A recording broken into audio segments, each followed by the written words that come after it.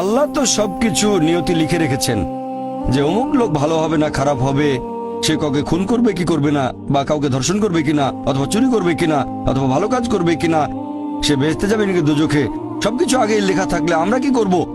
এখানে কার দোষ? যদি কাউকে খুন করি, আল্লাহ আমার কদরে লিখেছেন, আমি খুন করবো আর করে ফেললাম, এই দোষটা কার? দোষ তো আল্লাহর। তাহলে আমাকে দোজখে পাঠানো হবে কেন? আর এটা খুবই লজিক্যাল প্রশ্ন। এই প্রশ্নের উত্তরে বলবো, আমাদেরকে এই কদর বা নিয়তির ধারণা আগে বুঝতে হবে যে আল্লাহ সুবহানাহু ওয়া তাআলা আগে থেকে লিখে রেখেছেন একটা মানুষ কখন জন্মাবে, তারপরে সে কোন দেশে জন্মাবে, কখন মারা যাবে, কোন দেশে মারা যাবে। আল্লাহ পবিত্র কোরআনে বলেছেন সূরা ইসরা অধ্যায় 17 আয়াত নম্বর 14 যে যখন কোন শিশু জন্ম নেয় তার কর্মগুলো আমি তার গ্রীবালগ্ন করে দিই। একজন মানুষের ব্যাপারে আল্লাহ জানেন সে কি কি করবে, ভালো না খারাপ, সঠিক না বেঠিক, সে বেহেশতে যাবে নাকি দোজখে যাবে।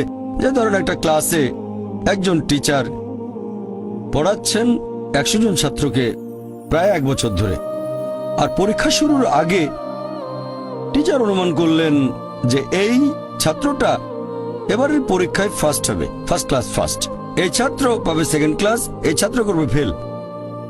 এটা আমি উদাহরণ হিসেবে বলছি। এর কিছুদিন পরে পরীক্ষা হয়ে গেল, প্রথম ছাত্র হলো ফার্স্ট ক্লাস ফার্স্ট, এই ছাত্র সেকেন্ড ক্লাস, আর ওই ছাত্রটা করলো ফেল। এখন আপনাদের প্রশ্ন করি, যে ছাত্র ফেল করেছে সে কি টিচারকে বলবে আপনি বলেছিলেন যে আমি ফেল করব তাই ফেল করেছি? এখানে দোষটা কার? টিচারের নাকি ছাত্রের? কার দোষ?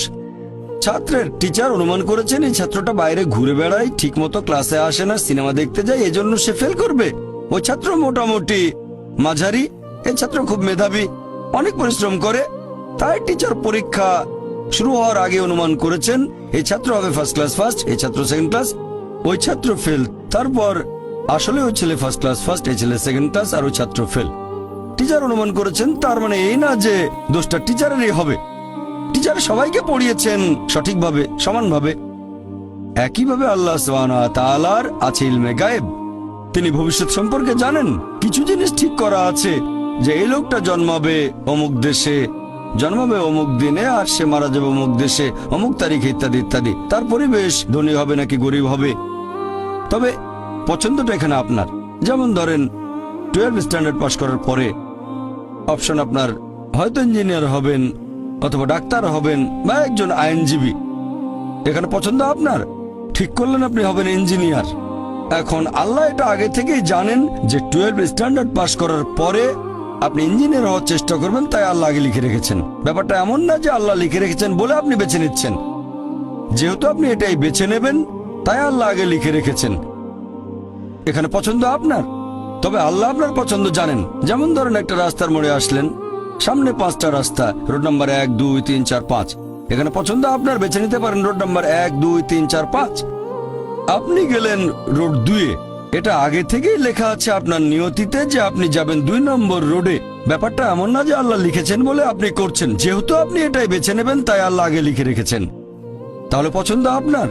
আপনি চাইলে টাকা উপার্জন করতে পারেন ভালো কাজের মাধ্যমে, হালাল উপায়ে, অথবা পারেন চুরি করে হারাম উপায়ে, পছন্দ আপনার।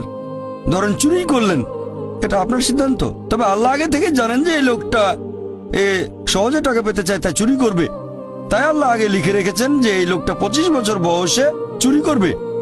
এখানে দোষটা কার? দোষ আসলে আপনার, তবে আল্লাহর আছে ইলমে গায়েব, তাই তিনি আগেই লিখে রেখেছেন।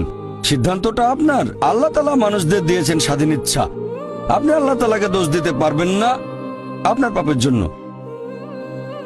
যদি আপনি দোজখে যান, যাবেন আপনার পাপ কাজগুলোর জন্য, আর যদি বেহেশতে যান সেটার কারণ হবে আল্লাহ সুবহানাহু ওয়া তাআলার অসীম করুণা।